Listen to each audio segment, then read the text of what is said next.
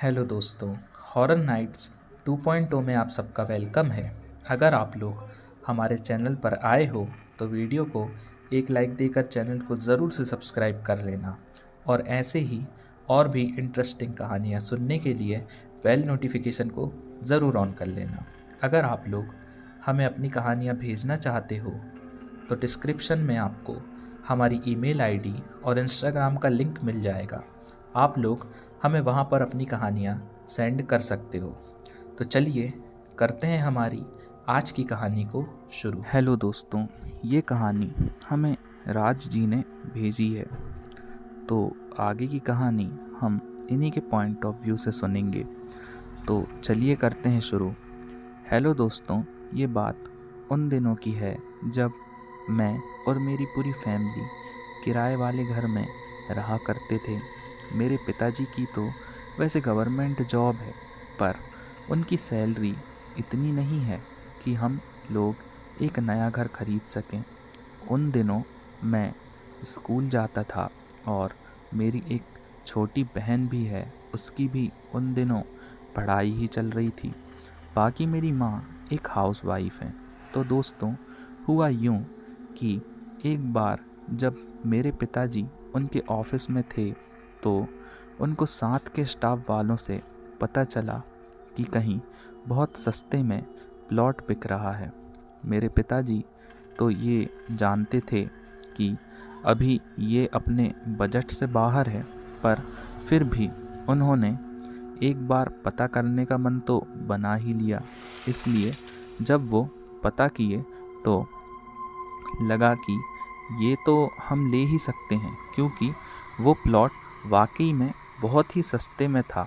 एक बार को तो ये भी शक हुआ कि कहीं कोई प्रॉब्लम वाला काम तो नहीं है, पर ये सब क्लियर करके पिताजी ने जगह लेने का मन बना लिया और कुछ दिनों में हमने अपने जमा किए हुए पैसों से वो प्लॉट ले भी लिया।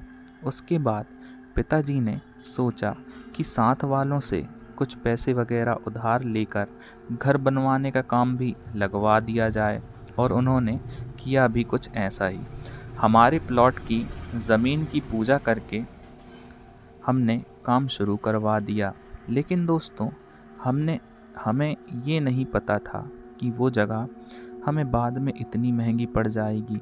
जब वहाँ की पूजा की तो पूजा का दीप भी बार बार बुझ रहा था और नारियल भी खराब निकला, जो कि शायद भगवान का ही संकेत था। पर इन सब चीज़ों को इग्नोर करके काम शुरू कर दिया गया। पर ये सब तो प्रॉब्लम की शुरुआत थी। जब काम लगा दिया उसके बाद भी बहुत परेशानियाँ आईं। एक बार जब हमारे एक रूम के रैक का काम चल रहा था तो सपोर्ट के लिए जो सेंटिंग लगी होती है, उस पर जो वर्कर नीचे से मटेरियल देने का काम कर रहा था, उसका पता नहीं कैसे पैर स्लिप हुआ तो वो उस सेंटिंग की सपोर्ट में लगी लकड़ी पर गिर पड़ा, जिससे ऊपर बैठकर काम करने वाला वर्कर जोर से नीचे गिरा। उसको गंभीर चोट लगी उसके पैरों पर। फिर उस दिन काम बंद रहा और उस वर्कर को जल्दी से हॉस्पिटल लेकर गए। फिर क्या था, ऐसे ही कुछ प्रॉब्लम्स के साथ जैसे तैसे घर का काम कंप्लीट हुआ।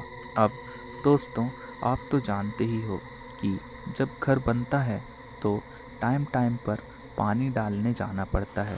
तो दोस्तों, वो काम मेरा ही था, क्योंकि पिताजी दूसरे कामों में बिज़ी रहते थे।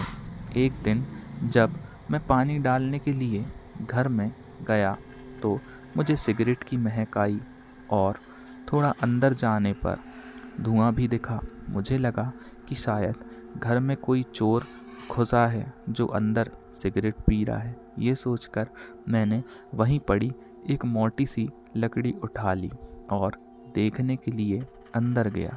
तो दोस्तों, जो मैंने देखा उसके बाद तो मेरे होश ही उड़ गए, क्योंकि जो हमारे घर का सबसे अंदर वाला आखिरी रूम है, वहाँ विंडो नहीं है। उस रूम में जब मैं गया और अपने फ़ोन की टॉर्च ऑन की तो मैंने देखा कि वहाँ कोई तो बैठा है, जिसके पास से वो धुआं आ रहा है। और तो और दोस्तों, सबसे डरा देने वाली बात तो ये है कि वो खुद भी धुएं की तरह ही था। ये जैसे ही मैंने देखा, मेरे होश ही उड़ गए। डर के कारण मैं सीधा बाहर की ओर भागा, और जब मैंने घर जाकर ये बात बताई तो कोई मेरी बातों का भरोसा ही नहीं कर रहा था। और तो और मम्मी पापा को ये लगा कि शायद मैं काम से बचना चाहता हूँ, इसलिए बहाने बता रहा हूँ। उल्टा वो लोग मुझ पर नाराज़ हो गए और मेरी बहन तो मुझ पर हंस रही थी। लेकिन दोस्तों, जब मेरे बाद कुछ दिन पिताजी वहाँ गए तो उनके साथ भी ऐसा ही कुछ हुआ, और जब उन्होंने उसे डराने की कोशिश की तो उस भूत ने उन्हें उठाकर फेंक दिया, जिससे पिताजी को भी काफ़ी गहरी चोट लगी। इसके बाद हमारे घर में खामोशी और दुख का माहौल छा गया। कुछ समझ नहीं आ रहा था कि क्या किया जाए। लेकिन जब एक दिन ये बात मम्मी ने अपनी एक सहेली को बताई तो उसने मम्मी को एक बाबा जी का पता बताया, और हम उसी दिन शाम को उन बाबा जी के पास गए और उन्हें बुलाकर लाए। जब उन्होंने हमारे घर को देखा तो वो समझ गए कि यहाँ किसी आत्मा का साया है, भूत है यहाँ। उन्होंने ये बात बताई और बोला, डरने की ज़रूरत नहीं है। वो हमें इतना बोलकर वहाँ से चले गए कि मैं अगले दिन यहाँ पर आऊँगा, तब तक यहाँ किसी को मत आने देना। फिर अगले दिन जब वो आए तो उन्होंने कुछ पूजा पाठ का सामान भी अपने साथ लाया था और बोले कि जब तक मैं यहाँ अंदर हूँ कोई भी अंदर नहीं आएगा। ये बोल के वो अंदर चले गए। यही कुछ 3 घंटे के बाद वो बाहर आए और उन्होंने बताया कि यहाँ जो भूत है या जो आत्मा है उसका शरीर हमारे घर की ज़मीन के नीचे गड़ा है, जिसका अभी तक क्रियाक्रम नहीं किया गया है। तो उसे वहाँ से निकाल कर पूरे विधि विधान से क्रियाक्रम करना पड़ेगा, जिससे उस आत्मा को मोक्ष मिल जाएगा और आपका घर शुद्ध हो जाएगा।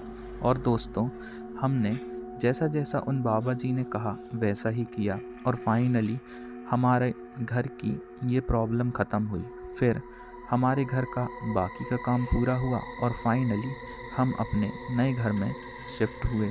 उसके बाद आज तक कोई परेशानी नहीं आई। बस दोस्तों, ये बात आज भी एक राज है कि उस शरीर किसका था और हमारे घर की ज़मीन के नीचे आया कैसे, और पूरी बात क्या थी ये भी हमें उन बाबा जी ने नहीं बताई।